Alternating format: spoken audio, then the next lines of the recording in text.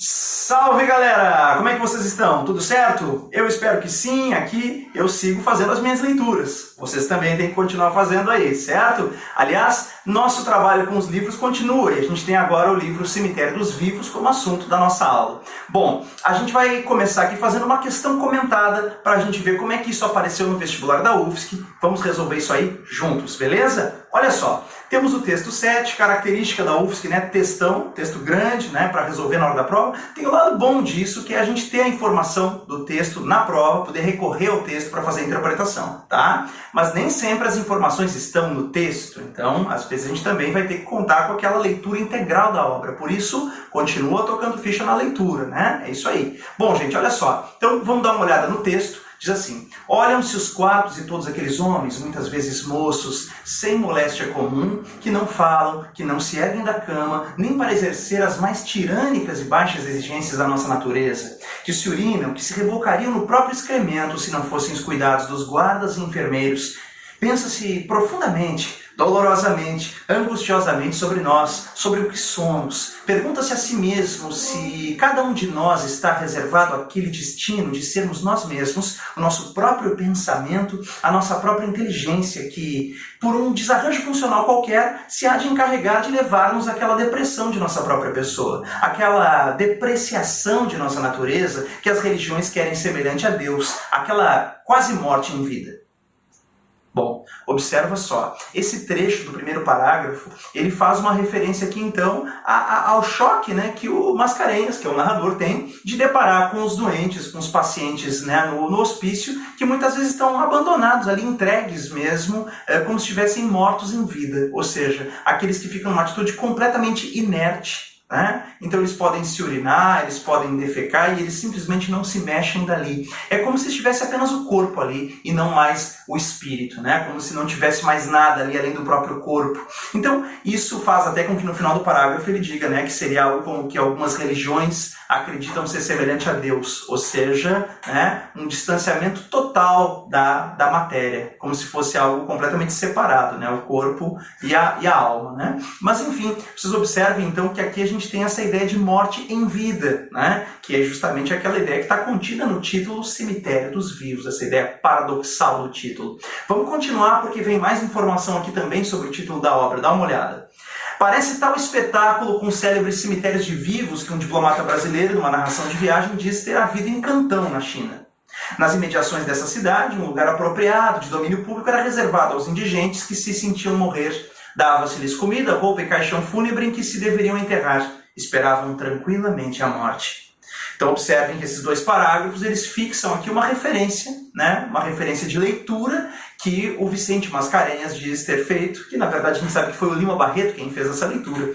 Então, de maneira indireta, é citado um livro de viagens de um diplomata brasileiro que esteve na China. Tá? O nome desse livro não aparece aqui no trecho e não aparece dentro de Cemitério dos Vivos de maneira explícita, mas se a gente for olhar lá no Diário do Hospício, a gente vai saber que o livro que está sendo citado aqui seria o livro chamado A China e os Chins, né, de um diplomata brasileiro chamado Henrique Carlos Lisboa. É daí que vem essa passagem. Né? Aquele diplomata teria visto em Cantão, na China, um lugar onde os indigentes são colocados para esperar a morte chegar. E esse lugar era conhecido como Cemitério dos Vivos. Tá bem? Então o título do livro é inspirado numa referência de um livro de viagens de um diplomata brasileiro chamado Henrique Carlos Lisboa, e o nome do livro é A China e os Chins. Beleza? Daí então que saiu essa referência à expressão cemitério de vivos, que acaba sendo tomada pelo Lima Barreto como título do seu livro. Tá bom? É isso. Bom, pessoal, continuando, olha só então o último parágrafo. Assim me pareceu, pela primeira vez que deparei com tal quadro, com repugnância, que provoca a pensar mais profundamente sobre ele, aquelas sombrias vidas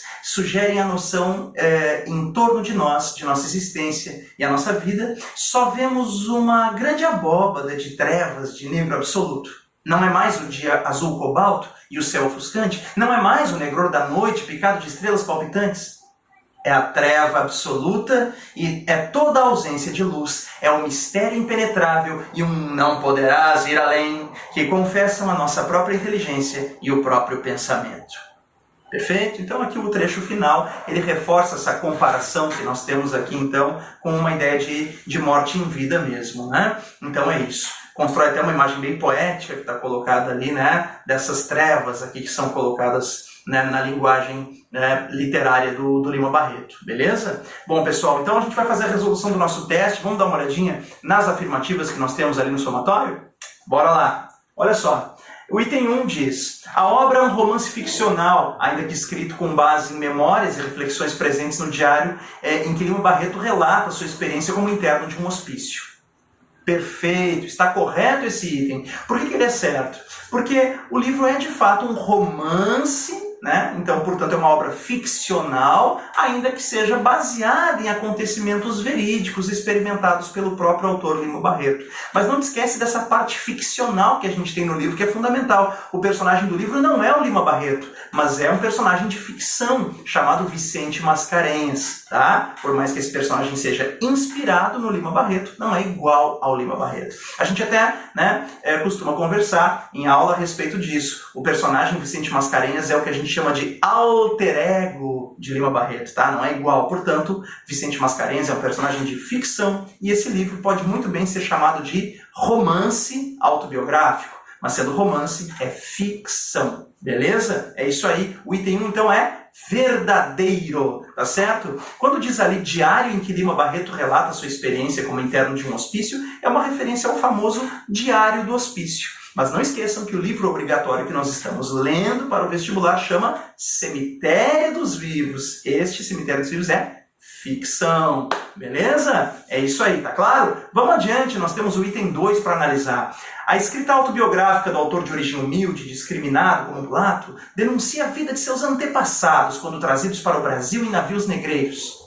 Pessoal, de fato, Lima Barreto tem essa ancestralidade negra e ele sempre teve realmente uma preocupação muito grande em denunciar, né, o preconceito, denunciar os efeitos perversos da sociedade escravocrata, ainda mesmo depois da abolição da escravatura. Acontece que esse não é o assunto do livro, tá? A escrita autobiográfica do autor de origem humilde, discriminado como mulato, até aqui a gente pode perceber que tem aspectos corretos nesse enunciado. O problema é, denuncia a vida de seus antepassados quando trazidos para o Brasil em navios negreiros.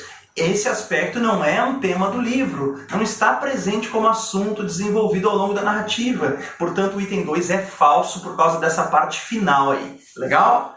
Bom, item 4. A narrativa explora o remorso do protagonista Mascarenhas, que no momento de perda da razão assassina a própria esposa e é internado em um hospício.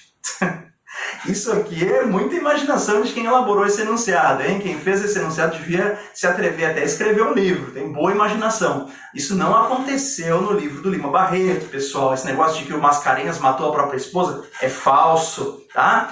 Tem uma meia-verdade aqui, isso acontece bastante nos enunciados falsos, né? Tem uma meia-verdade para induzir o candidato a marcar. Mas pensa bem, olha só, a narrativa explora o remorso do protagonista. De fato, o Mascarenhas vive mostrando seu remorso em relação à Ifigênia. Ele sente remorso sim, isso é verdade. Mas remorso de quê? Remorso pelo fato de não ter realizado, né, o sonho dela, que era a publicação do livro. Tá? Tem o remorso de nunca tê-la compreendido, de nunca tê-la valorizado enquanto ela era viva e tal. E o Mascarenhas repete muito isso ao longo do livro, né? Esse remorso. Mas tem um remorso fundamental aqui, que é o seguinte: ela tinha um grande sonho. Aliás, o livro já começa dizendo assim, né? Vicente, né, você deve publicar aquela história da rapariga num livro e tal. Só que ela morreu, certo?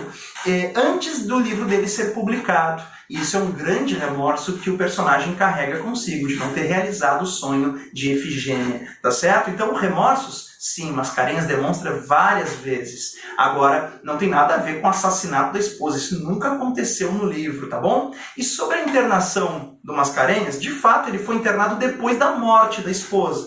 A Ifigênia morreu doente e o Mascarenhas foi internado muito também em razão de ter se deprimido depois da morte da esposa, né? A morte da esposa, o filho problemático, as dívidas que o Mascarenhas acabou contraindo para publicar seu livro, né? Tudo isso somado, né, acaba também contribuindo para ele ter crises alcoólicas e depressivas e ter sido internado. Então a internação aconteceu sim, depois da morte da esposa. O que está errado quer dizer que ele teria assassinado a própria esposa. Isso realmente não tem nada a ver com o livro, beleza?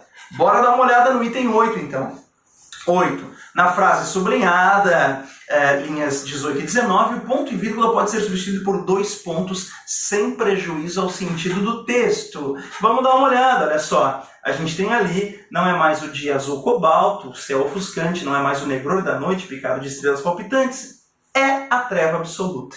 Então, quer dizer, aquele ponto e vírgula poderia ser substituído sim, né, por 2 pontos, né, que é quando se vai apresentar então a sequência do raciocínio ali, tranquilamente, né? Essa é uma questãozinha mais para o lado do português, da gramática, mas tranquilo, não prejudicaria o sentido original do texto, assim esse item é considerado correto.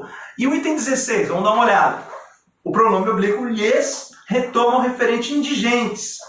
Isso na linha 13. Observa que isso é um tipo de enunciado muito comum na prova da UFSC, não é? Quando nós temos, então, que trabalhar com recursos anafóricos, ou seja, esse tipo de retomada de algo que já foi dito. Então, o pronome lhes estaria retomando, né, o referente indigentes. Será que é verdade isso? Dá uma olhada na linha 13 ali, vamos conferir. Indigentes que se sentiam morrer.